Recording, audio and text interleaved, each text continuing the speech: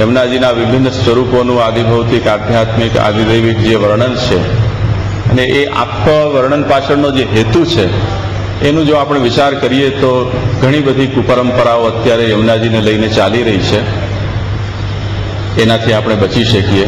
એક યમુના પંથ ચાલે છે. ઘણા લોકો માત્ર યમુનાજીની લોટીની સેવા કરે છે. મહાપ્રભુજી કૃષ્ણ સેવા સદા કર્યા કે મહાપ્રભુજીનું ગળું સુકાતું નથી અને આપણે યમુનાજીની સેવા લઈને બેઠા છીએ. કોણ જાણે કેવી કેવી પરંપરાઓ આપણને. મૂળ વસ્તુ એ છે કે શ્રી મહાપ્રભુજીની વાણીને એના સાચા અર્થમાં આપણે નથી વિચારી, એને સમજી નથી, સમજાવી નથી. એનું પરિણામ છે કે લોકો સમય અને જીવન બગાડી રહ્યા છે. તો યમુનાષ્ટક છે એ આપણને શ્રી મહાપ્રભુજીનો ભક્તિનો માર્ગ એ નિર્ગુણ પુષ્ટિ ભક્તિનો માર્ગ છે એ વાત સમજાવવા માટે ષોડશ ગ્રંથની અંદર પ્રથમ સ્થાનમાં છે. બાલબોધ ગ્રંથમાં આ વસ્તુ પણ અનેક વખત મેં કહી છે કે પુષ્ટિ માર્ગ શેના માટે નથી એ વાત સમજાવવા માટે શ્રી મહાપ્રભુજીએ બાલબોધ ગ્રંથ પ્રકટ કર્યો છે. એટલે કોઈ પણ ધાર્મિક આસ્થા ધરાવનારી વ્યક્તિ 500-550 વર્ષ જૂનો માર્ગ છે. મહાપ્રભુજી બહુ પ્રતાપી આચાર્ય થયા, ખૂબ પ્રસિદ્ધ છે લોકોમાં. ભારતભરમાં 84 સ્થાનો છે, જ્યાં જઈએ ત્યાં મહાપ્રભુજી. આજકાલ તો એવા સુંદર સુંદર જગ્યાએ બેઠકજીઓ પણ પ્રકટ થઈ ગયા છે કે આપણને એક પંથ દો કાજ થઈ જાય. ગોવામાં મહાપ્રભુજી પધાર્યા, બદ્રીનાથજીમાં પધાર્યા. તમને હિલ સ્ટેશનમાં જવું હોય તો હિલ સ્ટેશનમાં મહાપ્રભુજી મળી જાય. કોઈ બીચ ઉપર જવું હોય તો ત્યાં મળી જાય. અને જો કોઈ રણની સફારીમાં જવું હોય તો આ તરફ કોઈ જેસલમેર બાજુ હરિરાયજી મળી જશે આપણને, કે ક્યાંક શ્રી મહાપ્રભુજી પણ પ્રાપ્ત થઈ જશે. ગાઢ જંગલોની અંદર પણ શ્રી મહાપ્રભુજી ઉપલબ્ધ થઈ જાય છે. તો જ્યાં જ્યાં જોઈએ મહાપ્રભુજી છે તો જરૂર કંઈક ચમત્કારિક હશે એમ કરીને કોઈ પણ આસ્થા ધરાવનારી વ્યક્તિ છે પુષ્ટિ માર્ગ તરફ આકર્ષિત થાય કે ભાઈ આમણે શું કહ્યું હતું, આ શું માર્ગ છે. અને ભક્તિની મનોવૃત્તિ તો આમ પણ બહુજન સમાજની હોય જ છે, પરંતુ ભક્તિ માર્ગ છે એ શાસ્ત્ર એમ કહે છે કે એ તો કલ્પવૃક્ષ જેવું છે ભક્તિનો સ્વભાવ. એટલે જે ઈચ્છા કરો એ મનુષ્યની પૂર્ણ થાય. પ્રાયઃ લોકો ભક્તિભાવ ધરાવતા ભગવાનને લક્ષ્ય બનાવવા કરતા ભગવાનને સાધન બનાવીને પોતાના કામ કઢાવવાની મનોવૃત્તિવાળા વધારે હોય છે. એટલે જેટલા પણ માતાજી કે અન્ય દેવી દેવતાઓ સંબંધી તમે જો ભજન સાંભળતા હશો, આજકાલ ઘણા બધા સર્વત્ર વગાય છે. તો મારું આવું કરી દે ને આવું કરશે તો હું આમ કરી દઈશ ને મારું તેવું કરી દે ને મારો બેડો પાર કરી દે ને મારા વિઘ્નો દૂર કરી દે ને બસ આના જ ગાણાઓ સર્વત્ર આપણને સંભળાતા હોય છે. પુષ્ટિ માર્ગની અંદર પણ યમુનાજીનું યમુનાષ્ટકની આવી જ દશા થઈ ગઈ છે. ક્રોધી હોય તો યમુનાષ્ટક કરો, લોભી હોય તો યમુનાષ્ટક કરો, સ્વભાવ વિજય થઈ જશે તમારો. તો આવા સ્વભાવો સાથે આપણે યમુનાષ્ટકને જોડી દીધું. ગ્રહ બાધા નડતી હોય તો નવરત્ન કરી લો, શ્રીની પ્રાપ્તિ કરવી હોય તો શ્રી કૃષ્ણ શરણોમાં શ્રી શ્રી શ્રી શ્રી કરો.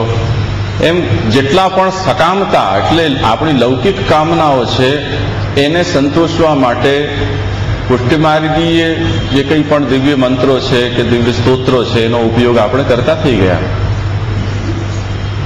આ જે લોકો છે એમણે જો એક વખત બાલબોધ ગ્રંથનું અધ્યયન કર્યું હોત તો યા તો એમની સકામતાની ભાવના છે એ એમની ખોટી છે એ દૂર થઈ ગઈ હોત, અને જો માર્ગમાં પ્રવેશ કરતા પહેલા એમણે કર્યો હોત તો કદી પુષ્ટિ માર્ગમાં આવત નહીં. કેમ કે શ્રી મહાપ્રભુજી એ શક્યતાને બાલબોધના લેવલે વિચારેલી છે કે જો તમે પુષ્ટિ માર્ગમાં આવવા ઈચ્છો છો તો કૃષ્ણ સેવા અને કૃષ્ણ સ્વરૂપે તમારું ફલ છે, તે સિવાય અહીંયા બીજું કશું મળવાનું નથી. આના માટે આ માર્ગ પ્રકટ થયો છે અને આ જો કામના હોય તો જ પુષ્ટિ માર્ગમાં આવજો. આ સિવાય તમારી જેટલી પણ ધર્મ સંબંધી કામના હોય, તમારા જેટલા પણ અર્થ પુરુષાર્થ હોય કે કામ પુરુષાર્થ હોય કે તમને કોઈ મુક્તિની કામના હોય તો એના માટે ઢગલાબંધ સંપ્રદાયો, ઢગલાબંધ પ્રણાલીઓ શાસ્ત્રે આપણને આપેલી છે, એને તમે જઈને અનુસરો. મહેરબાની કરીને પુષ્ટિ માર્ગને કેવલ કૃષ્ણ ભક્તો માટે છોડી દો. કેમ કે અહીંયા જો ફરી પાછો એ કચરો પટ્ટી છે, ભાર છે, તો કૃષ્ણ ભક્તોને આ માર્ગ છોડીને બીજે ક્યાંક જવું પડશે પાછું, તો એમના માટે જગ્યા જ નથી. હવે મૂંઝવણ એ થઈ ગઈ છે કે આવો જ કચરો ભરાઈ ગયો છે, તો વસ્તુતઃ જેને પુષ્ટિ માર્ગને અનુસરવું છે એ લોકો મૂંઝારાનો અનુભવ કરે. અમારે ક્યાં જવું? જેમ બેઠકજીની અંદરથી આપણને અગાસી ઉપર ભાગી જવું પડે, હવે આધુનિક પુષ્ટિ માર્ગીઓની અંદર ખરો પુષ્ટિ માર્ગી મૂંઝાઈ રહ્યો છે. ચારે બાજુ બસ આ જ છે, આવું મારું કરો, મારું આમ કરો, મારું તે કરો, આ પીડા નિવૃત્ત કરો, આ પીડા નિવૃત્ત કરો. આના સિવાય બીજી કોઈ વાત જ નથી. જે વસ્તુને બાલબોધના લેવલે શ્રી મહાપ્રભુજીએ ધોઈ નાખી હતી, પોતનું કરી દીધું હતું. તો જ્યારે આટલી પૂર્વ ભૂમિકા આપણી થઈ જાય કે પુષ્ટિ માર્ગ શું નથી અને પુષ્ટિ માર્ગ શેના માટે છે, શું માર્ગનું સ્વરૂપ છે, તો હવે પુષ્ટિ માર્ગનો સિદ્ધાંત આપણે સમજી શકીએ. એટલે ષોડશ ગ્રંથમાં ત્રીજા ક્રમ ઉપર શ્રી મહાપ્રભુજી આપણને સિદ્ધાંત મુક્તાવલી ગ્રંથ સમજાવે છે. સિદ્ધાંત મુક્તાવલી ગ્રંથ છે, એનું શીર્ષકમાં સિદ્ધાંત અને મુક્તા અને આવલી 3 પદો છે. મુક્તા એટલે તો મોતી, અને એની આવલી તમે સેવા કરનારાઓ અલકાવલી શબ્દથી પરિચિત હશો. એમાં અલકની આવલી, આ આવલી શબ્દ છે. તાત્પર્ય એ છે કે મોતીની માળા મુક્તાવલી, પુષ્પાવલી તો ફૂલની માલા. આ સિદ્ધાંત રૂપી મોતીની માલા શ્રી મહાપ્રભુજીએ આપણને આપી છે. આ નામનું રહસ્ય છે. સિદ્ધાંત કોને કહેવાય એ વાત વિચારી લેવી જોઈએ. સિદ્ધાંતનો સીધો સરળ અર્થ છે સિદ્ધ અંત, જેનો અંત, જેનું પરિણામ સિદ્ધ હોય, નિશ્ચિત હોય, એ સિદ્ધાંત. દાખલા તરીકે તમે કોઈ સ્થાનને યાત્રામાં ગયા હો, એની તમે ડાયરી લખી રહ્યા છો કે અહીંયાથી અમે અહીંયા ગયા, અહીંયાથી અહીંયા ગયા, આ જગ્યાએ અમે રોકાયા. એનો તમે નકશો આપી શકો છો. કોઈ વ્યક્તિને એ સ્થાનમાં જવાની ઈચ્છા થાય તો માર્ગદર્શનના રૂપમાં તમે તમારી ડાયરી એને આપી શકો. એવી આજકાલ પુસ્તકો અને નકશાની પોથીઓ પણ ઘણી બહાર પડે છે. એ શું તમને સમજાવે છે? જે વ્યક્તિએ એ માર્ગ ઉપર યાત્રા કરી છે અને એ યાત્રાનો આનંદ ઉઠાવ્યો છે, એણે પોતાનો સ્વાનુભવ અહીંયા મૂક્યો છે. કર્ણોપકર્ણ સાંભળેલી વસ્તુ નથી, અનુભવ સિદ્ધ જે વાત છે એ ત્યાં મૂકવામાં આવી છે.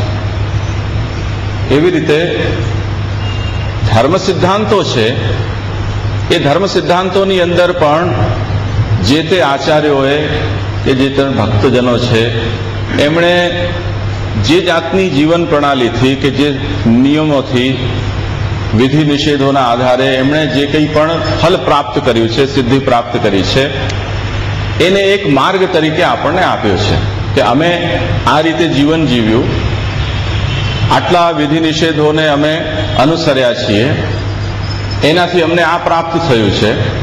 જો તમે આ વસ્તુ મેળવવા ઈચ્છતા હો તો તમે આ રીતે અનુસરી શકો છો, આ રીતે તમે ચાલી શકો છો, તો તમને પણ આ જ રસ્તે આ ફલ પ્રાપ્ત થશે.